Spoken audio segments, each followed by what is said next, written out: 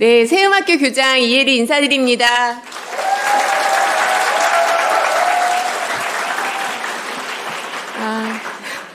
저 뒤에 빨간 옷을 입은 아버지 교실 그 스태프분들이 너무 힘을 주셔서 너무 감사한데, 저희 잠깐 말씀드리면 세음학교는 1학년 올라오면 아버지 교실이 있어요. 그래서 3주간 그 졸업생 아버님들이 저 뒤에 저렇게 빨간 옷을 입고 오늘도 황금 같은 주말에 오셔서 이 자리에 함께 해주시는데, 예, 한번 박수 한번.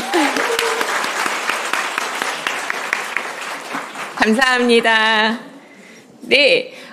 이제 세음학교가 올해로 20주년이에요. 그래서 21년 차를 맞이하고 있거든요. 그런데 요번에 그 입학 설명회 준비를 할 때 이번에 좀 마음이 달랐어요.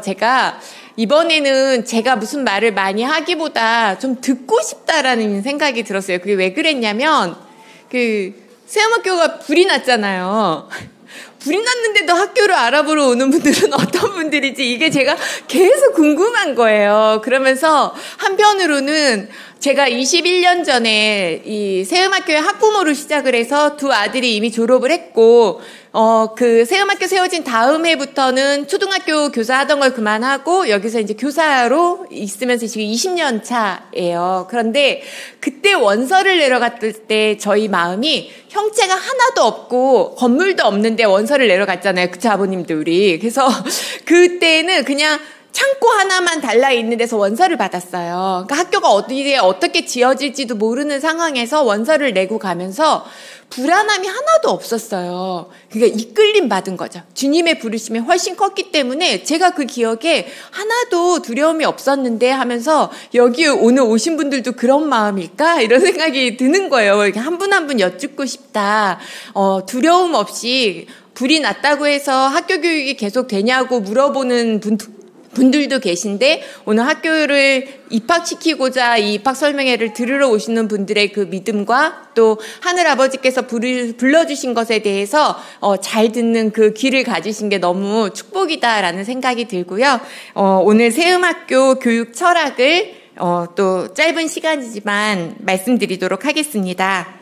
사실 그 세음학교 그 교육 철학을 이야기하려면 너무 짧아요. 그래서 그런 생각은 드는 거예요. 학교는 점점 커져가는데 이걸 이 40분 안에 어떤 이야기를 할 수 있을까, 이런 고민이 제가 좀 있지만, 이 시간보다 더 중요한 건 아이들을 만나보고 교사들을 만나보는 것이 아닐까, 이런 생각을 하면서 제가 다 말씀드리지 못해도 보여주실 거다라는 믿음이 있습니다. 우리나라 교육에 대해서 이게 지금 안 넘어가지는데,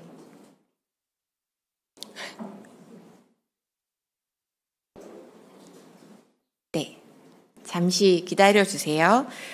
교육 현안에 대한 인식조사를 제가 잠깐 말씀드리려고 해요. 근데 전에는 제가 우리나라 교육 현실이 어떤지에 대해서 한 5분에서 10분가량은 말씀을 드렸던 기억이 나요. 근데 지금은 그럴 필요가 없겠다. 우리의 교육 현실은 우리 모두가 느끼고 있다라는 생각이 들어서 그 시간을 되게 대폭 줄였어요. 그 한국 교육의 한계점을 얘기하면 대입 경쟁이 너무 심화돼서 모든 교육이 대입으로다가 그냥 몰빵되어져 있는 교육? 그래서 교육열은 높으나 교육이 없는 나라라고 얘기를 해요. 그래서 우리가 왜 이렇게 되었을까라는 생각에서 한번 이야기를 나누자면, 사실 교육에 대한 우리의 철학이 사라졌기 때문이지 않을까. 그래서 오늘 교육 철학이라는 것에 대해서 말씀드릴 때 교육 철학이 도대체 뭐지? 라는 관점을 잘 세우셔서 세음학교 교육의 박람회를 보시는 것이 좋을 것 같아요. 여기 문제점들을 잠깐 이렇게 제가 정리만 해봤는데, 과도한 학력주의와 학벌주의, 그리고 미래교육의 영향은 고령화 사회로 저출산으로 가고 있는 부분들 누구나 알고 있어서 더 이상 말씀드릴 필요가 없는. 근데 요즘 가장 심각한 건 사회의 양극화. 다들 느끼시겠죠. 경제적인 양극화만이 아니라 세대의 양극화, 정치적 양극화. 그래서 더 이상 소통하지 않는 시대가 되어져 버린. 근데 이곳에서 아이들을 어떻게 길러야 될까? 라는 부분에서 아이들은 이 나라에 대해서 교육을 어떻게 생각하는지, 학교를 어떻게 생각하는지 고등학생들한테 물었는데, 이게 되게 저는 작년에 이야기를 듣고 되게 충격이었어요.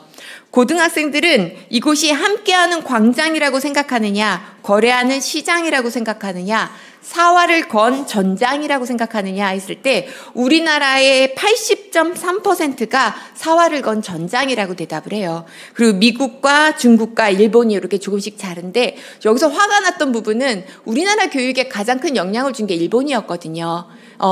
근데 일본은 점점 개선되어져 가서 이게 확 줄어버린 거예요. 입시 제도를 계속 바꾸고 교육을 바꾸는 노력을 끊임없이 했거든요. 근데 우리나라는 그 영향권 안에 아직도 여전히 있구나. 그래서 우리가 한번 생각해 봤으면 좋을 만한 건 정상성의 병리성이라는 말이 있어요. 모든 대중이 그냥 그게 옳다고 생각하고 가고 있지만 사실 그게 병리적인 현상일 수 있음을 우리가 알아야 된다. 우리의 교육이 누구나 다 이렇게 지내잖아 라고 지나기에는 교육의 철학이 사라진 이 시대가 지금의 사회의 양극화까지 낳고 있는 부분을 우리가 기억해야 된다는 생각이 들어요. 그러면 아까 말씀드렸듯이 오늘의 주제가 교육 철학인데, 우리의 교육이 이렇게 된 데에는 입시 중심 교육을 해서가 아니에요. 입시 중심은 철학이 부재한 결과인 거지, 우리가 지금 이야기 나눠야 될 부분은 철학이 부재한 사람들은 상황에 쉽게 흔들린다.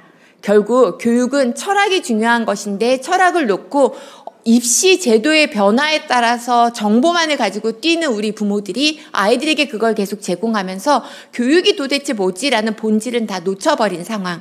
그래서 이호덕 선생님, 교육자이자 아동문학가인 이호덕 선생님은 올바른 철학이 있어야 비로소 제대로 그 일을 할 수 있다고 말씀하셨거든요.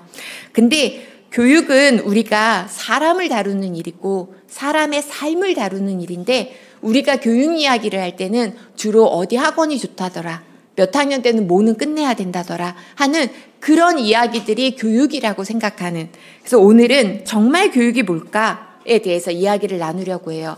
아주 간단하게 철학은요, 복잡한 게 아니라 생각을 얘기하는 거거든요. 교육에 대한 생각. 교육 철학, 교육이란 사람을 사람답게 만드는 일, 사람답게 자라게 하는 일이 바로 교육이에요. 근데 우리가 지금 그걸 많이 생각하면서 살고 있는가, 아니면 변화하는 입시제도만 생각하면서 살고 있는가를 한번 볼 필요가 있어요. 그리고 교육은 훈련과는 다르다는 걸 꼭 말씀드리고 싶어요. 제가 요 현대 아울렛 앞에 뭐가 커다랗게 생겨서 봤더니 그게 그 애완견 유치원 요새 되게 많더라고요. 그리고 아침에 저희 아파트에도 애완견 태우러 많이 와요. 제가 깜짝 놀랐어요. 근데 그게 시대의 흐름의 변화인 거죠. 그런데 애완견 교육이라고 하지 않잖아요. 애완견은 뭐라 그러죠? 훈련한다고 해요. 교육과 훈련은 참 큰 차이가 있어요. 교육은 사람의 내면에 있는 잠재성을 끌어내어주는 전인적인 변화를 일으키는 것을 얘기하는 거고, 인격을 갖추게 하는 게 교육이에요. 훈련은 뭘까요? 어떤 특정 기능이나 능력을 반복해서 해서 잘할 수 있도록 돕는 거예요. 그래서 애완견은 교육한다고 하지 않고 훈련한다고 얘기하는 건데, 우리는 자녀들도 어찌 보면 훈련하고 있는지도 몰라요. 특히 고등학생이 되면 문제풀이 훈련, 그다음에 영어 단어 외우는 훈련. 그러니까 교육은 인격을 변화시키는 일인데 우리가 애완견을 다루듯이 훈련을 계속하고 있는 것은 아닌가. 그게 오늘 우리가 한 번 더 생각해 봤으면 하는 부분이고요. 사람을 다루는 유일한 활동을 교육이라고 하기 때문에 사람 이외에는 교육이라고 말하지 않아요. 그런데 사람이 어떠해야 되는지에 대한 사람의 됨됨이에 대한 이야기가 빠지고, 그런 사람들이 어떤 삶을 살아가야 되는지에 대한 이야기가 빠진, 그리고 또 하나, 요즘 미래 역량 되게 많이 얘기하잖아요. 그래서 우리가 되게 세음학교도 미래 역량 중심으로 굉장히 역량 중심 교육을 하고 있어요. 근데 우리가 빼놓지 말아야 되는 게 뭐냐면, 미래 역량을 제시하는 곳이 어딘지 아세요? 기업이에요, 요즘은. 많은 대학이 기업과 연결되어져 있어서 투자를 받으려면 기업이 원하는 사람을 만들어내라고 해요. 그게 나쁘다는 게 아니에요. 기업에서 원하는 사람을 만들기 전에 뭐가 먼저 있어야 될까요? 사람다운 사람됨이 먼저 있어야 되는데, 우리 교육도 기업에서 원하는 그 미래 역량에 집중하다 보니까 사람됨이 무언지, 사람답게 산다는 게 무언지에 대해서는 논의하지도 않고 그걸 알려주는 것도 없고, 그래서 우리 모두가 오늘 이 자리는, 저는 세음학교의 교육을 되게 많이 설명하는 시간을 가졌었는데 오늘은 그러지 않고 적어도 화제가 난 이 교회를 찾아오신 분이라면 이젠 교육 철학에 대해서 논의할 수 있지 않을까라는 생각이 들어서 한번 이 이야기를 좀 나누어 보고 싶어요. 교육이라는 게 뭘까? 한번 속으로 한 번씩 문장을 한번 대답을 한번 해보시면 좋을 것 같아요. 나는 교육이 뭐라고 생각한다. 옆에 남편과 부부가 같이 오셨으면 난 교육이 뭐라고 생각해라고 얘기할 수 있어야 내가 철학이 있는 거거든요. 루시 어머니 남편에게 뭔가를 계속 얘기하고 계신데 네. 네, 교육이 저마다 생각하는 게 다 다를 수 있는데, 교육은요, 첫째로는 인간 내면 세계의 심층까지 변화시키기를 원하는 게 교육이에요. 행동의 변화만을 가져오는 훈련이 아니라. 근데 이거는 개인적 측면에서 의 한 부분이고요. 또 하나 우리가 놓치고 있는 부분이 있는데, 교육의 사회적 측면이에요. 이건 우리가 아예 머릿속에 없는지도 몰라요. 개인만이 아니라 사회와 국가와 지구촌의 환경까지 개선하고 변화시키려는 거대한 목적적 활동을 얘기해요. 이때의 환경은 그냥 물리적 환경만, 자연 환경만을 얘기하는 게 아니라 이 사회적 환경까지 다 해서 살만한 세상을 만드는 것이 사실은 교육의 또 하나의 중요한 측면이에요. 근데 우리는 다들 직업교육이 어떻게 보면 아이들의 직업을 찾아주는 것이 우리에게 되게 중요한 교육처럼 자리매김을 해버린. 그래서 저는 오늘날 정말 내 아이의 행복을 위해서 오늘 찾아오신 분들이 많으실 텐데, 저도 그래요. 처음에 세음학교에 왜 보내려고 해요 했을 때, 그 면접 갔을 때 제가 그 얘기를 했어요. 우리 아이가 그냥 학창시절만이라도, 저는 그때 그걸 붙여서 학창시절만이라도 행복했으면 좋겠다고. 근데 저는 그때 그 행복이 어떤 의미인지 모르고 했는데, 지금 어떤 느낌이냐면, 저희 아들이 지난주에 장가 갔거든요, 큰아들이. 여기를 졸업하고 가정을 이루는 그 아이를 보면서 그런 거 있잖아요. 모르던 돈을 넣어놨는데 그게 복리에 복리가 붙어서 나오는 느낌? 12년 동안의 교육이 이 아이의 삶을 바꾸고, 이 아이가 시작할 가정을 꿈꾸게 하고, 얘가 나갈 회사를 바꾸고, 얘가 나갈 사회를 바꿀 거다라는 거를 지금은 너무나 많이 느끼고 있다 보니, 이 교육은 결국 내 아이만을 잘 기르는 게 아니라 살만한 세상을 만드는 일이 함께 이루어져야 되는구나라는 생각이 들어요. 그래서 정말 개인의 행복에 어떤 것들이 영향을 주나를 찾아봤을 때 크게 6가지 카테고리로 나뉘어져요. 돈도 필요하고 그걸 나쁘다고는 생각하지 않아요. 그런데 여기서 되게 중요한 요소 중에 4가지가 사회적 지지가 필요하다고 얘기를 하고요. 내가 어려움이 있을 때 정서적, 심리적으로 사회가 도와줄 거다라는 그 사회에 대한 신뢰가 있어야 되고, 또 사회적 관용이 있어야만 내가 행복한 삶을 살 수 있고요. 또 사회가 정직하고 부패 수준이 낮아야만 개인도 행복하다고 느낀대요. 그럼 우리는 내 아이만을 초점을 둬서 교육했을 때는 사회가 변하지 않는다면 행복한 아이를 기른다는 거는 되게 쉽지 않은 일이다. 그리고 이건 작년에도 제가 한번 보여드렸는데, 미국 베스트셀러 작가이자 인플루언서인 그 마크 맨슨이 우리나라에 왔었어요. 왔던 이유는 이렇게 경제적으로도 문화적으로 전 세계의 주목을 받고 있는 나라인데도 불구하고 불안감과 우울증은 가장 높고 자살률도 가장 높은 이유가 뭘까가 궁금해서 왔다고 해요. 근데 그 사람의 그 영상의 마지막에 그 말이 나와요. 이 대한민국의 경제적 성장, 압축 성장의 이 나머지들이 지금 여전히 우리나라를 이렇게 좀먹고 있다고 생각은 하지만, 이건 선택이 아니라 6.25를 겪은 우리 세대가 어쩔 수 없이 생존을 위해서 압축적 경제 성장을 이루어야만 했고 정말 잘 이루었다고 이야기해요. 그래서 우리가 도움받는 나라에서 도움 주는 나라로 변한 유일한 나라잖아요. 그런데 문제는 그때 경쟁적으로 산업 인력을 길러내기 위해서 바꿨던 경쟁적 교육 제도가 여전히 우리의 제도로 남아있는 것과, 우리의 정서가 경쟁하며 파이가 커지던 그 시대의 그 정신 상태로 지금도 우리의 문화가 유지되고 있다라는 거. 그래서 이런 우울한 나라가 될 수밖에 없었다. 그래서 결국 경쟁력만을 강조하는 것은 교육이라고 말할 수 없다라고 얘기하는데, 오늘 이 자리에서 우리가 다 깨어났으면 하는 질문이 있어요. 철학은 생각하는 것인데 생각은 질문에 대해 답하는 거거든요. 우리가 생각해 봐야 되는 그 질문은 교육이 정말 뭘까? 아까 말씀드린 대로 개인적 측면에서의 삶의 성장과 사회적 측면에서의 세상의 변화까지 함께 이루는 것이 교육이고요. 그러려면 그 중심에 있는 인간은 어떤 존재인지를 먼저 알아야만. 그래서 교육은요, 교육 철학에서 제일 중요한 건 아동관이 먼저 설립이 돼야 돼요. 사람을 어떤 존재로 바라보느냐. 그리고 또 하나, 인간은 어떤 존재가 되어야만 하느냐. 그리고 인간은 어떻게 그러한 존재가 될 수 있느냐. 이게 교육 방법적 측면이거든요. 근데 세상은 계속 교육 방법만을 얘기하고 있고 어떤 인간을 길러야 되는지에 대한 논의가 없기 때문에 얼마 전에 그 입시제도 바뀌는 거 얘기 나오려다가 멈춘 거 아시죠? 핫 이슈가 뭐죠? 요새 입시제도에서? 고교학점제. 고교학점제에 대해서 개정안을 내놓는다고 했다가 하루 전에 그만뒀잖아요. 그 정도로 갈피를 못 잡고 있는 게 우리나라의 상황이에요. 그건 방법만 바꾸려고 하니까.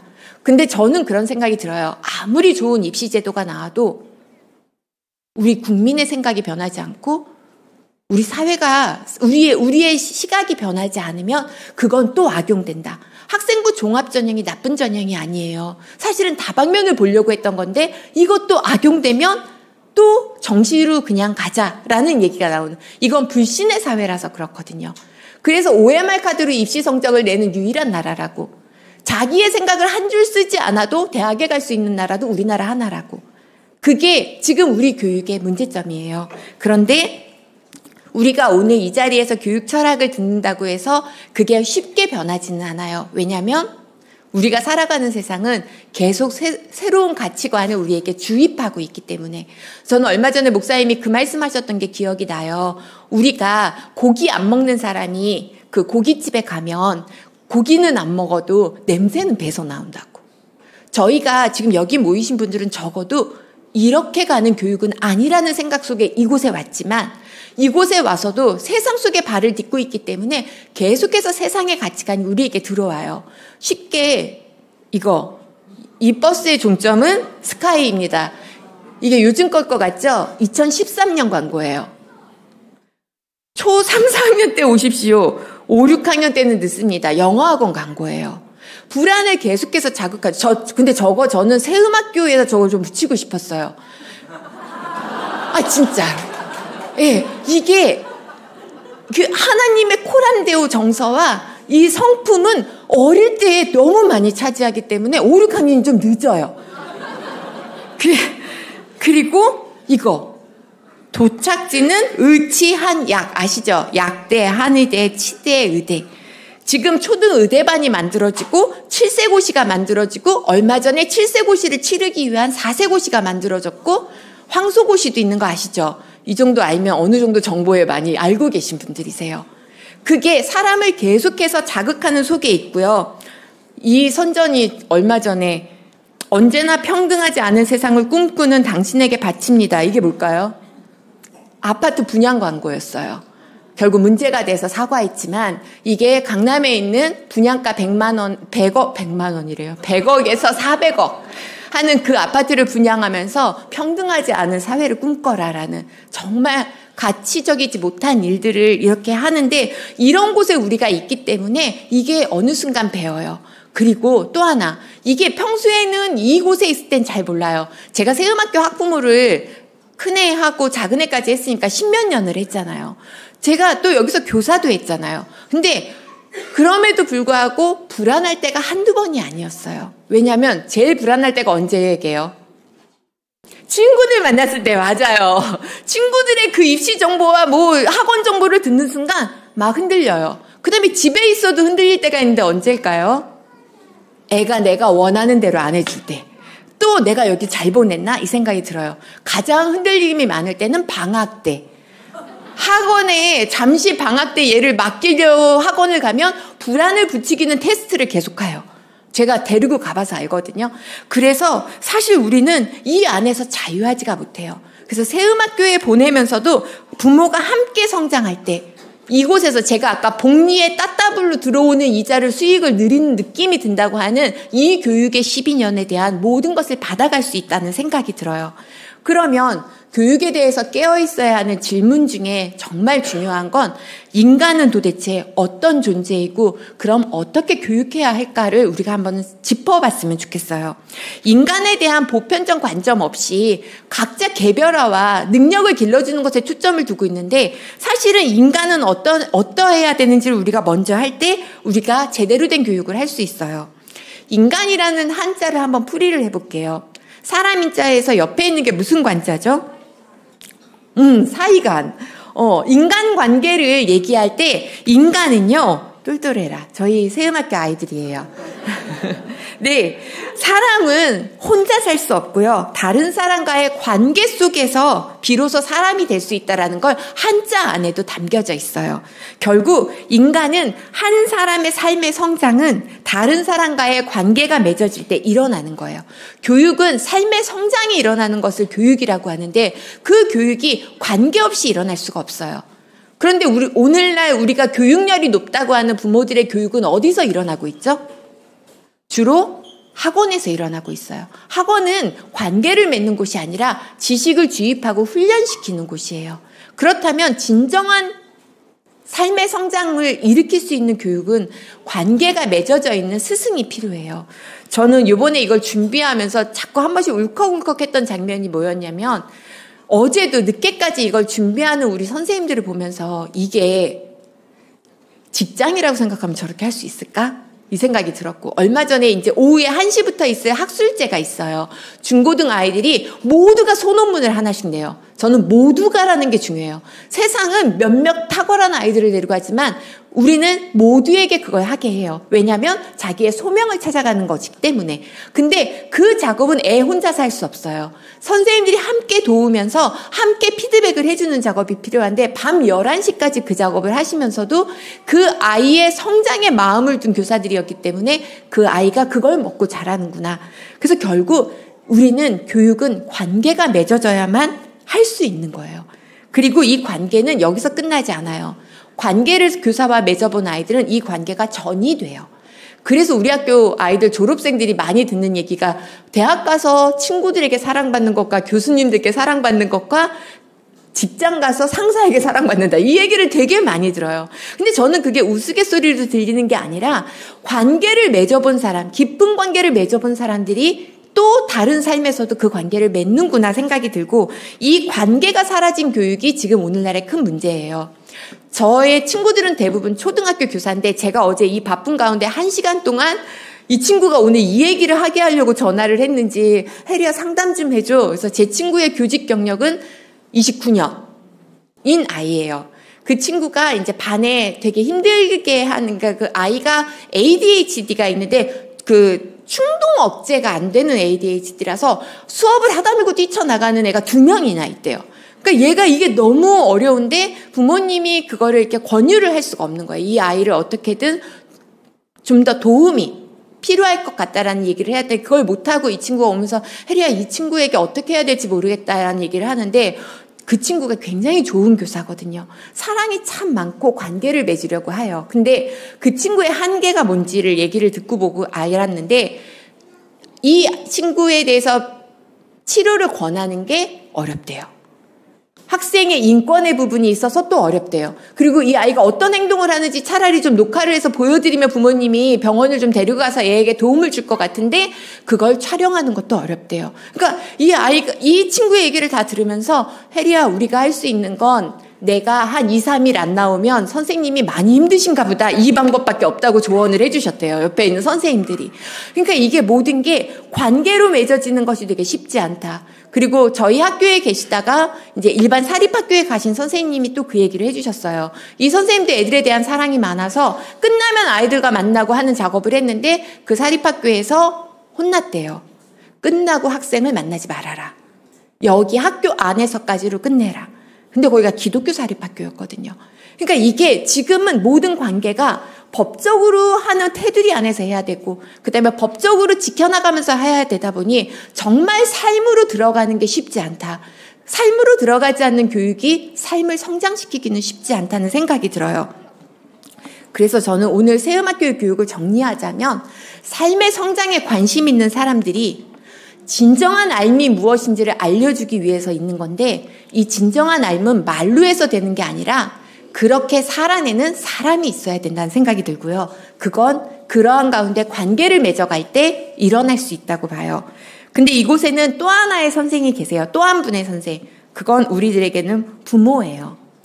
우리는 선생님들만이 아니라 부모님들도 이따가 제가 꼭 추천해드리고 싶은 게 밑에 가서 2층에 식당에 이렇게 식사를 좀 하셨으면 좋겠는데 우리 부모님들이 새 가족이 오는 것을 맞이하기 위해서 거기에 이렇게 세팅을 해놓으셨어요. 세움 학교에는요 이런 엄마들은 없어요. 이게 뭐죠? 헬리콥터맘. 헬리콥터맘은 늘 아이를 따라다니면서 다다다다 하면서 얘를 학원에서 그 다음 학원으로 옮기고 요새 헬리콥터맘이 어디에 출연했는지 아세요? 대학교와 대학원에 출연을 했대요. 그래서 학점이 왜 이러냐를 따지러 오는 헬리콥터맘. 제가 근데 더 충격적인 걸 하나 말씀드릴게요. 제 친구가 5년 전에 했던 얘기. 혜리야, 신규 교사가 힘들어하는데 엄마가 그 자리에 늘 와서 앉아있어 라고. 제 친구가 교무였거든요. 그래서 내 딸이 왜 힘든지를 보러 오시는 거라는 거예요. 저는 이게 가능한 얘기인가? 라고 생각이 들어요. 그 헬리콥터맘으로 아이를 길렀기 때문에. 그 다음에 또 하나 제가 어저께 들은 얘기인데 헬리콥터맘의 복장은 검은색이어야 된대요. 아이가 딴 데 가는지 안 가는지를 이렇게 추적하기 위해서 밤에 이렇게 따라다니려고 검은색을 아래로 입는다는 얘기를 제가 이렇게 듣고 아 진짜 놀라운 세상이 왔구나. 그 다음에 돼지맘도 아세요? 예, 저는 돼지맘 작년에 알았어요. 돼지맘은 정보가 제일 많은 엄마가 그 아이들을 꾸려가지고 학원을 다 자기가 알아보고 끌고 다니는 거래요. 그래서 그걸 돼지맘이라고 한대요. 근데 세움학교에는 돼지맘도 없고 헬리콥터맘도 없는데 이런 분들이 계셔요. 이 영상이 이따가 한 5분짜리 틀어드릴 텐데요. 저 이 영상보다 몇 번을 울컥했는지 몰라요. 왜냐하면 저기에 보면 신입생 부모님도 계시고 편입생 부모님도 계시고 그래서 끝에 계신 분들은 다 자녀예요. 3명, 4명, 3명. 다 지금 세움학교를 다니고 있어요. 그래서 저 4명이신 분은 20년 넘게 다니셔야 되는 걸로 제가 알고 있는데, 이게 터울이 있으니까. 근데 또 맨 끝에 계신 분은 졸업생 아버님이세요. 근데 저는 이분들이 계셨기 때문에 이 교육이 가능했다. 이 철학을 같이 하는 분들이 계셨기 때문에 파동이 같은 파동을 쳐줘야만 상쇄되지 않고 그 진폭이 늘어날 수 있는 건데 그 일을 해주는 교사들이 함께 갔기 때문에 이 일이 가능하다. 그래서 사람을 기르는 일은 교사와 학부모와 아이들이 함께 자라나는 일은 정말 관계 속에서 이 주변의 관계 속에서 가능하다. 그래서 세움학교의 교육 목적을 어떤 인간을 기르기를 원하는지를 잠깐 말씀드릴게요. 세상을 살리는 하나님의 일꾼이라고 우리가 얘기하는데 이사야서 58장 12절 말씀을 정말 해나가고 있는 학교구나라는 생각이 들어서 같이 한번 읽어볼게요. 시작. 오래 황폐된 곳 내게서 날 자들이 오래 황폐된 곳들을 다시 세울 것이며 너는 역대에 파괴된 기초를 쌓으리니 너를 일컬어 무너진 데를 보수하는 자라 할 것이며 길을 수축하여 거할 곳이 되게 하는 자라 하리라. 아멘. 네, 우리가 이런 인간을 기르고자 함을 21년 전에는 저 말씀이 되게 무겁게 느껴졌어요. 뭘 그렇게까지? 세상이 그렇게까지 무너지진 않았는데 라고 저는 생각했는데 이미 이러한 세상이 올 것을 알고 아버지는 준비하셨구나. 저희는 그 믿음이 있어요. 이 학교가 새로운 기독교의 지평을 열 거고 새로운 나라를 세울 것을. 그래서 그 허브가 될 것에 대한 믿음이 있어서 이렇게 목숨 걸고 해요. 근데 그 비전이 선생님들 마음에 여기가 선교지다라는 마음이 있기 때문에 가능하지 않나. 그리고 우리는 주님 앞에 선교사다 해서 선교사라는 정체성을 갖고 있어요. 그래서 아이들의 삶으로 들어갈 수 있는 관계를 맺을 수 있는 거고요. 근데 우리가 인간에 대해서 아까 알아야만 교육을 할 수 있다고 했는데 인간은 누가 지으셨죠? 네, 하나님이 지으셨기 때문에 하늘아버지가 지은 인간을 알려면 기독교적인 관점이 없이는 아이를 알 수가 없어요. 그러면 도대체 우리는 어떤 존재인가? 다른 많은 관점이 있겠지만 우리는 하늘아버지의 자녀예요. 그리고 이 땅에 속한 자가 아니라 하늘에 속한 자예요.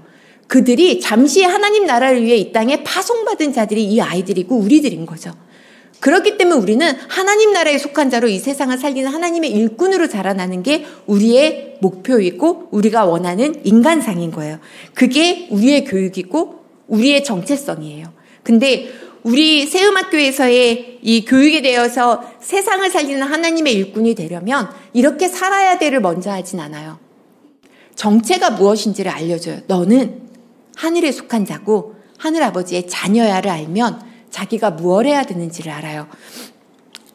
그래서 우리는 인간은 어떻게 그러한 존재가 될 수 있는지 교육 방법에 있어서 이러한 인간임을 알고 교육하기 시작하는데 아까 말씀드린 대로 우리는 관계적으로 우리가 다가가요. 근데 관계 중에서 제일 중요한 관계는 자신과의 관계라고 해요. 우리가 흔히 내 안에서 만족하지 못하는 사람이 다른 사람을 찾게 되면 집착하게 되거든요. 놀랍게도 나와의 관계가 원활하지 않은 사람은 타인과의 관계도 원활하기가 어려워요. 결국 타인과의 관계는 내 내면의 관계의 확장인 거예요. 그래서 내가 마음에 들어야 돼요. 한번 여쭤볼게요.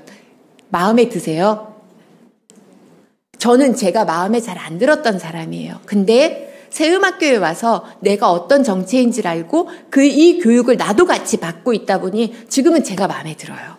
그리고 그걸 느끼고 나니까 그 40년간 내가 마음에 안 들었던 이 순간들을 떠올리면서 이 아이들만큼은 바른 자아 정체성을 세워줘서 자기가 마음에 드는 사람으로 자라게 해야겠구나. 그리고 그러한 사람들이 다른 사람에 대해서도 신뢰하고 관계를 맺을 수 있고요. 이 세상이 아무리 양극화돼도 세상과의 관계를 맺을 수가 있어요. 그런데 이 바탕에 제일 중요한 관계가 있는데 그게 뭘까? 하나님과의 관계예요. 내가 마음에 들어준 이유는 나를 잘 알게 돼서가 아니에요. 내가 어떤 정체인지를 알게 됐고 하늘아버지가 지은 존재인데 타락했던 그 죄성이 있어서 내가 이렇게 힘들었구나라는 걸 깨닫고 나서는 제 삶을 바라보는 관점이 완전히 달라졌어요.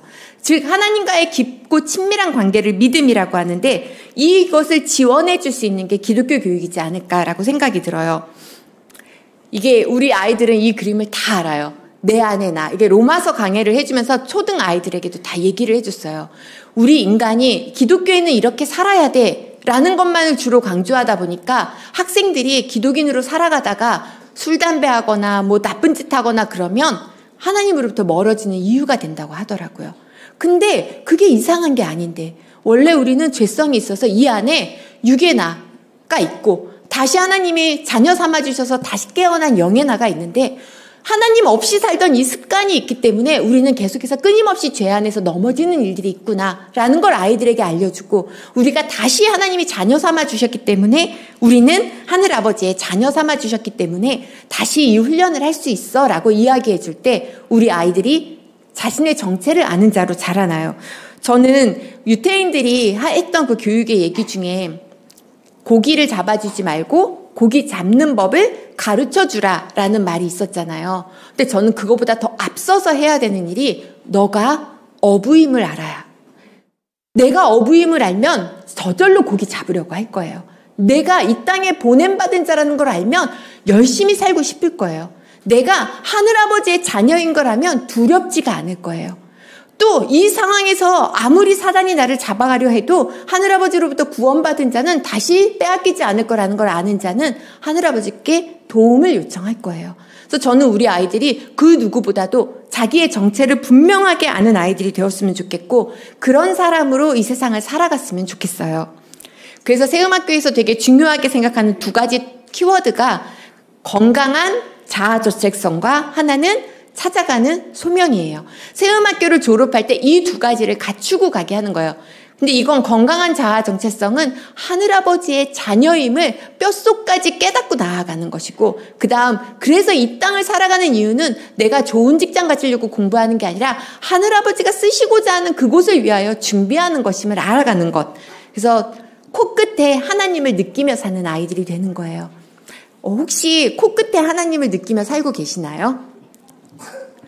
코끝에 하나님을 느끼는 분의 특징은요, 모든 순간에 주님이 옆에 계심을 인식하고 사는 거예요. 옛날에 그 생각이 나는데 저희 아들이 제가 없어도 제가 참 바쁘니까 집에서 나쁜 짓을 하기가 어렵다고 한번 했던 적이 있었어요. 그게 왜 그러냐 그랬더니 하나님이 느껴져서. 제가 그 말을 제가 아직도 충격이라서 잘 안 잊혀져요. 주님이 느껴지는 아이들은 항상 내가 어느 길로 가야 되는지 그 길을 찾아갈 수 있겠구나라는 생각이 들었거든요. 그리고 멀리 나쁜 짓을 하는 것도 멀리 가지 못하는.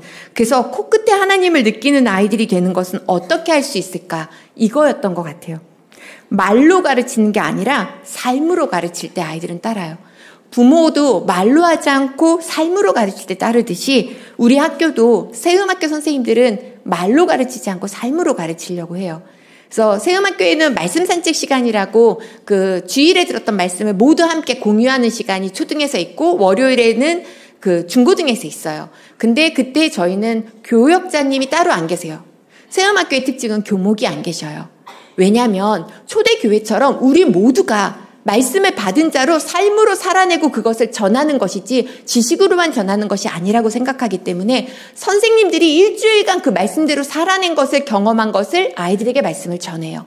그리고 그 말씀을 일주일 내내 기억하면서 살아내는 것까지 해서 그 말씀이 습관이 되고 습관이 성품이 되고 성품이 내가 되는 그 상황까지 가는 게 우리들의 목표예요.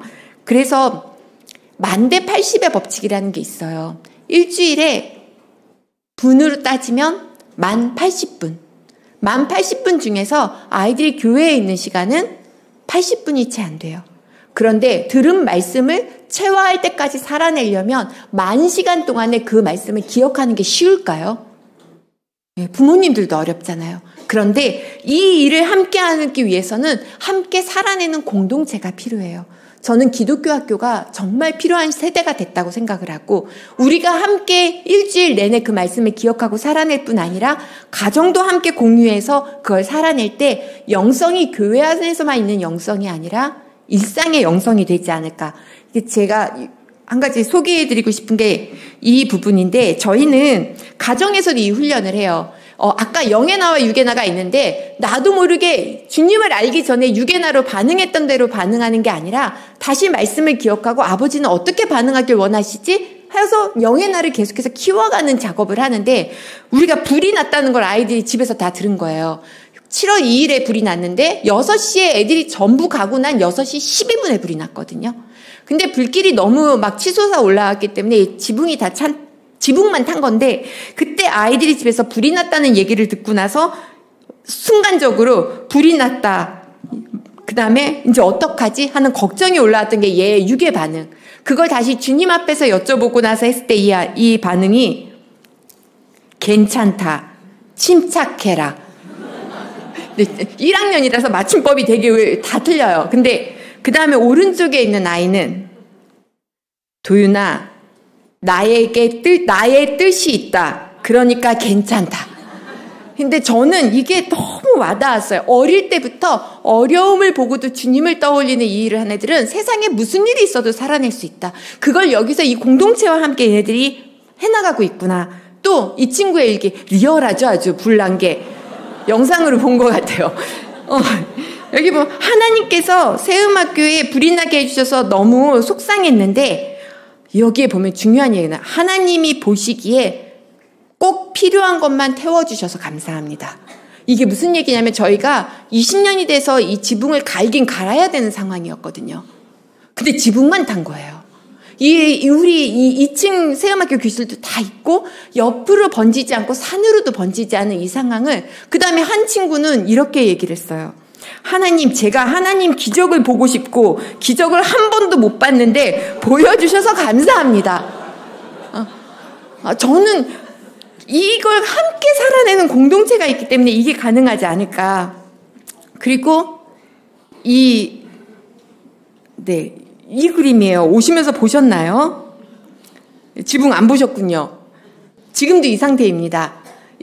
지금 이제 저희가 잠깐 설명드리면 저 철골을 이제 다 제거하는 작업을 하고 또 아이들에게 피해되지 않는 방법을 찾고 있어요. 그래서 사실 저희가 이사 나갈 뻔했거든요. 공사가 1년 걸려서 아직 부모님들께도 다 말씀은 안 드렸지만 이 방향을 바꿔서 이 철골을 제거하는 작업을 방학 때 하기로 했어요.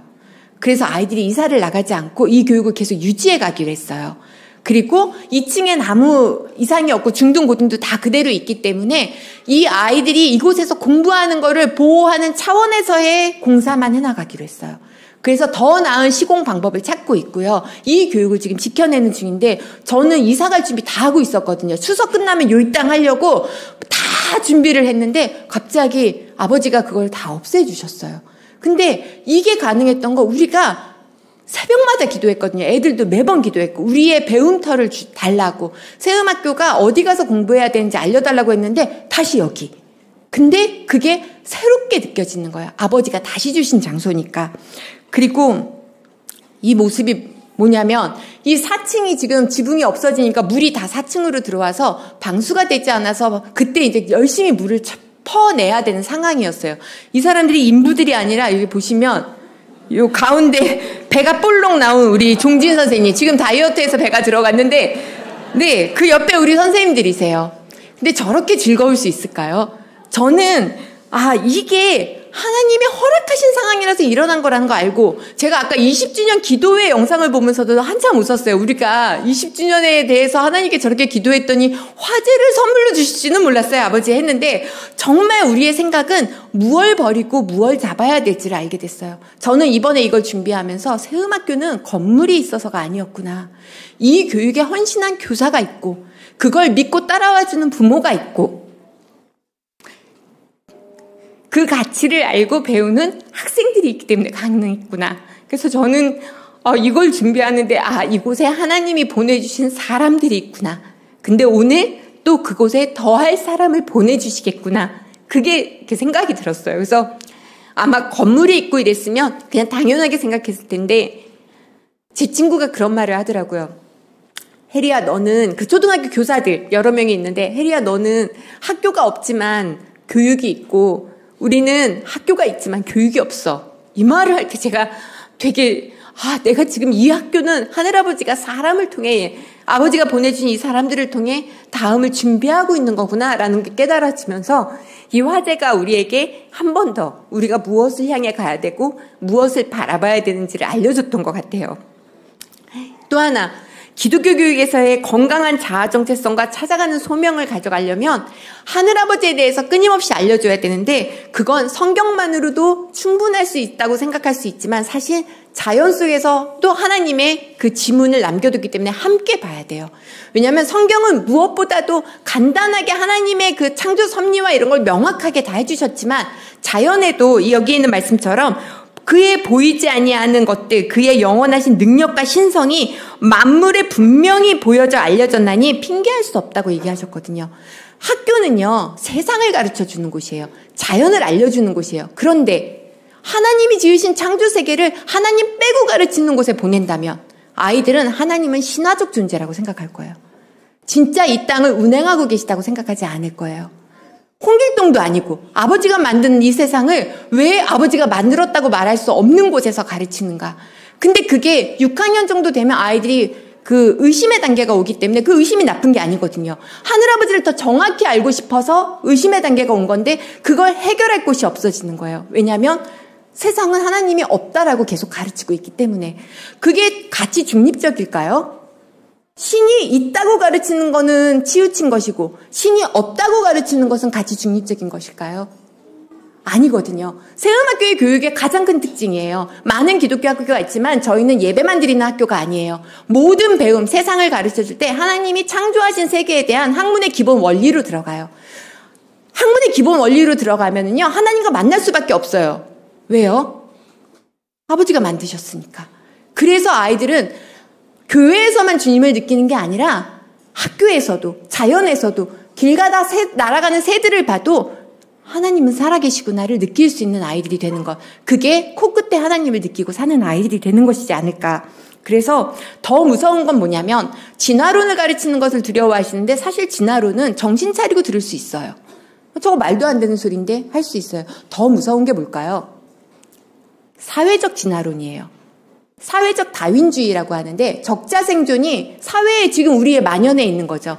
약육 강식도 그래 돈 없으면 가난하게 사는 게 맞아 라고 생각하는 것도 사실 다윈주의에서 온 거예요.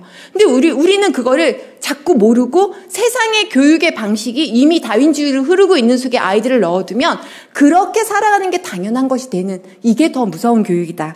그래서 저는 오늘은 우리 세음학교 교육에 대해서 전부 다 말씀드리는 거는 하지 않고 간단하게만 말씀을 드려요. 세음학교의 교육 방법은 이렇게 있는데 12년제, 프리스쿨까지 하면 13년제의 힘이 제철 교육을 해나가고 있는 게 가장 큰 특징이에요. 그 나이대에 해야 되는 교육이 있어요. 제가 지금도 잊혀지지 않는 아이가 하나 있는데 2학년 때 편입을 했어요. 편입을 한 이유가 아이가 표정이 없는 거예요. 알고 봤더니 아빠가 이 아이를 명문대를 보내려고 한자, 영어 이런 걸 계속 하다가 초등학교 2학년이 표정 없는 아이로 우리 학교를 들어왔어요. 그런데 엄마가 우겨서 데리고 들어온 거예요. 그런데 이 아이가 3학년이 되고 4학년이 되니까 표정이 살아나고 웃음을 찾고, 그때는 정서적 교감을 해야 되는데 그런 그 건조한 지식만을 넣던 아이가 싹 달라졌어요. 근데 그 다음에 문제가 생겼어요. 아빠가 교육도 안 오시고 그 세계관에 여전히 계시더니 결국은 4학년 때 부부가 싸우고 애를 다시 데리고 가셨어요.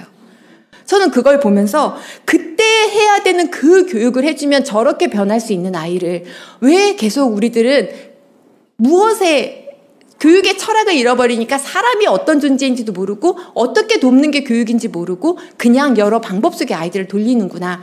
근데 세움학교는 12년제의 힘이 제철에 맞는 교육이다라고 이거 부모님이 지어주셨는데 발달 단계에 맞는 일들을 해요. 그래서 12년 동안 한결같은 지속성으로 이 일을 꾸준히 해나갈 때 그게 힘이 있어요. 그래서 세움학교에서의 이 모든 이 교육과정은 나중에 그 브로셔를 보시면 좀 더 알 수 있고, 한 가지만 말씀드리면 두 번째에 보시면 어릴 때에는 하나님의 의존성을 가르쳐요.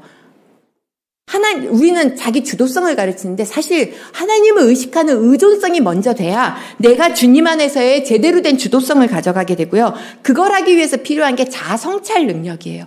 이번에 새롭게 제가 자아성찰 능력이 더 와닿았던 이유는 우리가 사유하는 시간이 없어요. 지식은요, 삶으로 들어가려면 내 머리에 멈춰서 내 삶이 과연 그러한가라고 사유하는 시간이 필요한데 그게 없이 바로 문제풀이로 들어가 버리니까 교육을 받아도 내 삶의 변화를 이루기가 어려워요.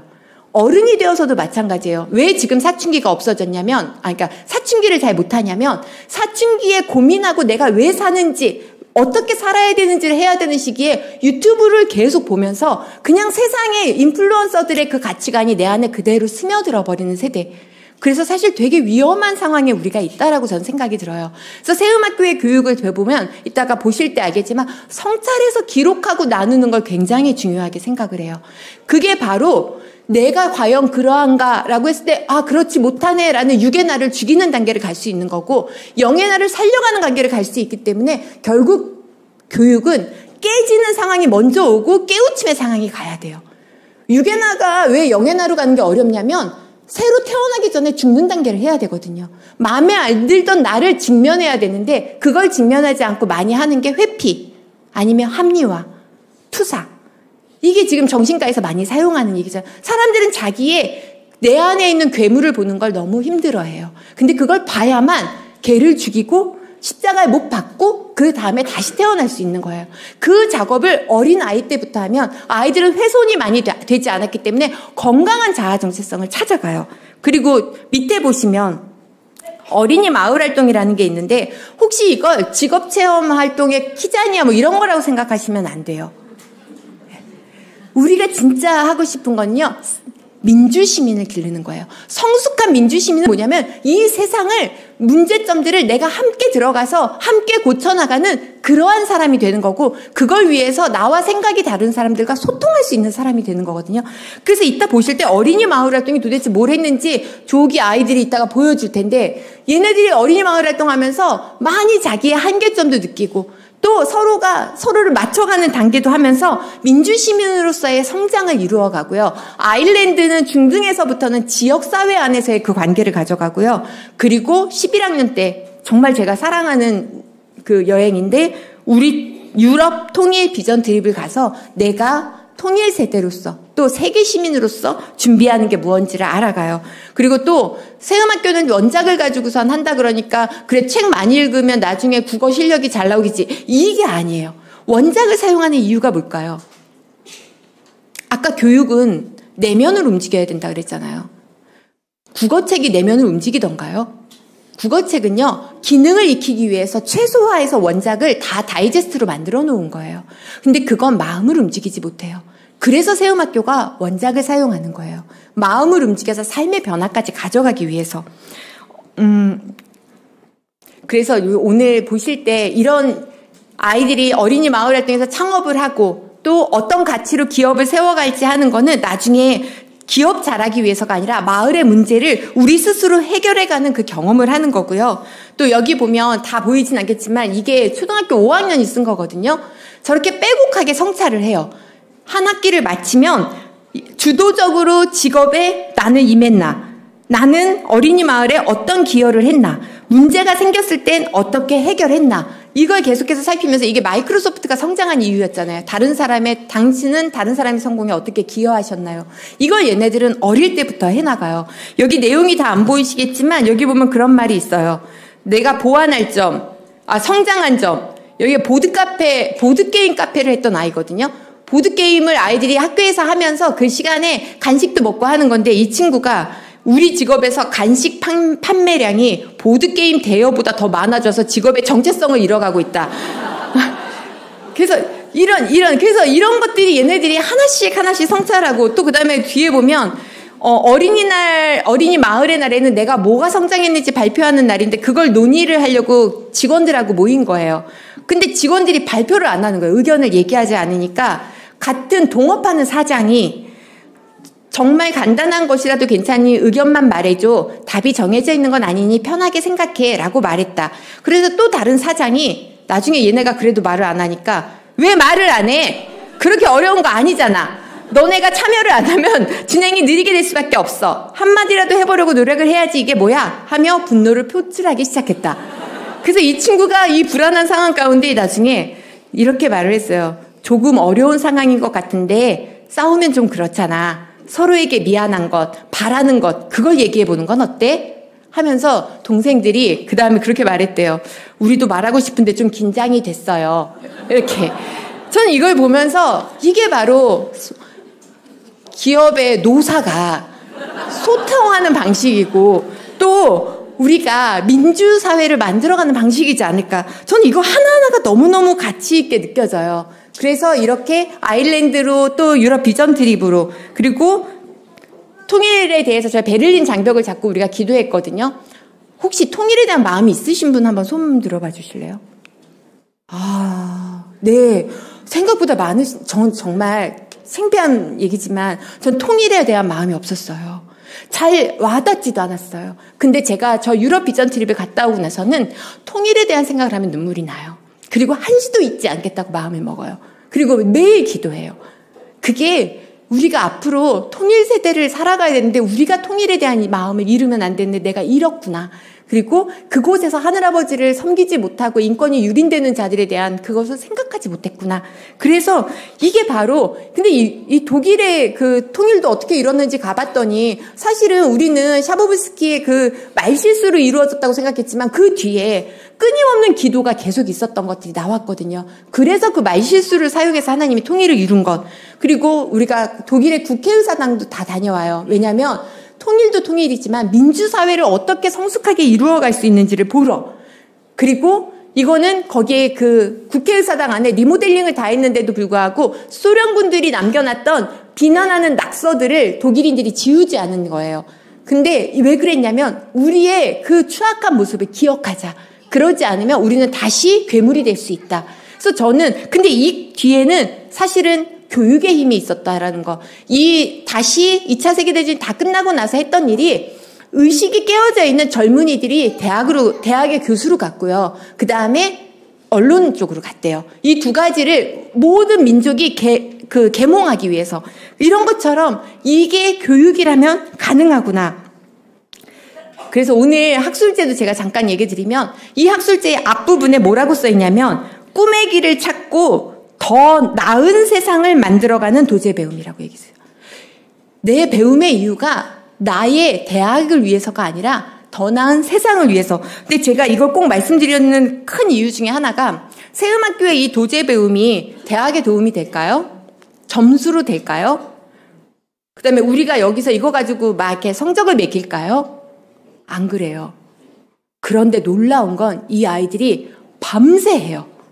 뭐냐면 일단 알무에 대한 그 추구가 인간 본성적으로 있는 거죠. 그리고 그게 세상에 기여를 한다면 움직이는 거죠. 그리고 제일 감동이었던 그거였어요. 학술제가 오늘 있는데 모두가 다 발표하면 좋겠지만 이제 자기들끼리는 다 발표를 했어요. 하지만 4명만 학술지에는 세워요. 근데 그 안에서 발표를 할 때 친구들이 피드백을 서로 해주는 거예요. 너는 프레젠테이션에서 이렇게 바꿔주면 좋겠어. 이렇게 바꿔주면 좋겠어. 그래서 결국 이번에 올라오는 친구 중에 한 친구는 이미 자기 거는 완벽하게 끝났는데 이 친구가 밤 11시까지 다른 친구들의 것을 다 피드백을 해주면서 바꿔줬어요. 그 참 똘똘한 친구인데 저는 그걸 보면서 자기의 유익과 상관없이 다른 사람을 위해서 밤 11시까지 그걸 피드백해주는 이 아이들이 나가야 함께 더불어서 살아가는 세상이 얼마나 기쁜 것인지를 미리 체험한 이 아이들이 나가야 이 세상이 바뀌겠구나. 그래서 이따가 오시면 많이 칭찬해 주시면 좋겠고, 이 밖에 보면 주제가 다 붙어져 있거든요. 제가 다 붙인 게 이거 하나도 놓고 싶지가 않았어요. 이 아이들의 이 다양한 주제가 사실은 아이들이 하나님이 주신 그 마음을 따라서 그걸 연구하고 세상을 변화시키기 위해서 애쓰는 이 아이들. 그래서 그 얘기가 있어요. 제가 그때 그 독일에 갔을 때 아우슈비츠에 갔을 때 빅터 프랭클의 죽음의 수용소에서의 그 장면이 너무 이해가 됐어요. 너무 잔인하고 너무 무서운데 하늘은 파랗고 주변이 너무 아름다워요. 그러니까 눈물이 막 나요. 이곳에서 그런 일이 벌어졌다는 게 그래서 인생은 아름다워나 이런 것들이 영화가 가능했구나라는 생각이 제가 들었는데, 거기서 빅터 프랭클린이 하는 말이 그 말을 하잖아요. 삶의 이유가 분명한 사람은 그 환경에서도 살아내더라. 그래서 그 사람이 그걸 계속 연구했잖아요. 도대체 그 상황에서 살아내는 이 사람들은 뭘까? 삶의 이유를 아는 자들이다라는 거라고 거기서 그 읽었던 부분이 생각이 나는데, 저는 이 아이들이 내 정체를 알고 이 땅에 소명받은 자로서 그 소명을 다 완수하겠다라는 마음을 가지면 어떤 세상의 변화나 어려움이 와도 해낼 거라고 믿고요. 그걸 여기서 계속 체험하며 나아가고 있어요. 이 세상에 이제 마무리 지으려고 하는데 이 세상은 지금 양극화되어져 가고 있어요. 그리고 팽창의 시대가 아니라 수축의 시대라고 해요. 다들 아시겠지만 더 이상 파이가 커질 수가 없어요. 이제는 물리적인 자본이나 이런 것에 한계가 왔고 노동할 수 있는 그 연령도 점점 줄어들고 있고 사람들이. 그런데 이때 제일 중요한 게 뭐냐면 사회적 자본이라고 해요. 물리적 자본이 아니라 사회적 자본이 필요한데 그중에 가장 중요한 게 신뢰라는 자본이라고 해요. 그래서 노사가 계속 대립하지 않고 서로 신뢰할 때에 낭비되는 에너지가 없고, 그 다음에 기업과 또 이 정치가 갈라지지 않고 함께 해나갈 때 신뢰할 때 또 잃는 것이 없고, 그래서 가장 중요한 게 수축의 시대에는 신뢰인데 우리나라는 어떨까요? 뉴스만 틀면 계속 대립되는 것만 나와요. 노사 대립, 나이의 세대의 대립, 그리고 또 정치의 대립. 제가 여기서 정치 얘기하면 되게 위험하다고, 그래서 저도 그럴 생각은 아니고요.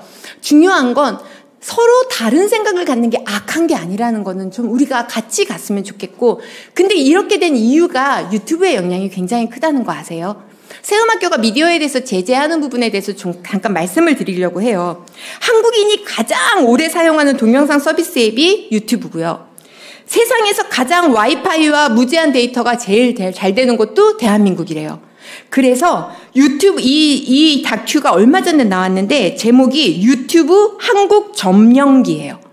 한국을 초토화시킬 수 있는 상황인데 가장 유튜브에서 조심해야 되는 게 자기 한 번 보면 쇼츠가 증가하면서 시간수가 되게 늘었고 한 번에 약 40분 동안 콘텐츠를 시청하는 게 평균이래요. 40분만 본다는 게 아니에요. 한 번 열면 40분이라는 거예요. 그리고 유튜브 시청 시간 중에 알고리즘에서 추천해주는 것을 본다가 70%. 대부분 그러시죠. 근데 53%가 유튜브를 통해서 뉴스를 본다고 해요. 공영방송을 보지 않고. 저희 어머니도 꺼버리시거든요. 아니야 막 이러면서 이렇게 믿고 싶은 것만 믿으시는 그게 있어요. 근데 마찬가지로 알고리즘은 해석된 뉴스를 계속해서 주고 가짜 뉴스도 많아요. 그러다 보니 어떤 일이 벌어지냐면 이게 뭐냐면 가두리 어장이에요. 나랑 비슷한 생각을 가진 사람들만 하고 계속 소통을 하는 거예요. 그래서 나의 취향, 정치적 취향, 색깔의 취향, 삶의 취향이 비슷한 사람하고만 모이다 보니 다른 사람과 대화하는 법을 잃어가는, 결국 우리나라가 계속해서 이렇게 양극화된다면 이 수축의 시대에 성장할 수 있는 신뢰의 기회를 잃어버린다는 거. 그리고 우리나라의 디지털에 대해서 가짜뉴스를 분별할 수 있는 능력이 저렇게 낮아요. 저 왼쪽 사사부면 중에서 왼쪽 맨 아래에 있죠. 그래서 사실 우리가 다시 회복해야 되는 건 이 신뢰하는 세상을 만드는 것이고요. 이 신뢰하는 세상은 교육에서 일어날 수 있다고 생각하고 세음학교의 이 모든 교육이 인간이 어떻게 살아가는 것이 인간다운지, 그리고 어떻게 다른 생각을 가진 사람들이 함께 할 수 있는지를 교육하고 있고요. 이 일에 오늘 이 자리가 공명을 일으키는 날이면 좋겠다는 생각을 제가 오늘 아침에 저걸 하나 넣었어요. 공명이라는 거는 이 공유를 넘어서는 거예요. 어떤 사상이나 정신이 시대를 초월해서 전승될 수 있으려면 그 사상이 위대해서만 되는 게 아니라 그 사상에 공감한 사람들의 삶에서 그 사상이 재생산되어야지만 그 공명이 일어난다. 오늘 이 얘기를 듣고 교육은 그래야지 하고 나는 또 예전처럼 산다면 공명은 일어난 건 아니에요. 공유는 했을 수 있지만. 그래서 저는 오늘 이 자리가 공명을 일으키는, 그래서 양극화되고 살만한 세상이 아니라고 생각해서 북한조차 오기 싫어하는 남한이 아니라 우리 대한민국이 오고 싶은 나라, 진정한 성숙한 민주주의를 이룬 나라, 하늘 아버지께서 원하시는 처음 창조하셨던 그 세상을 다시 만들어가는 그러한 교육에 함께 하실 분들이 함께 하시기를 소망합니다. 감사합니다.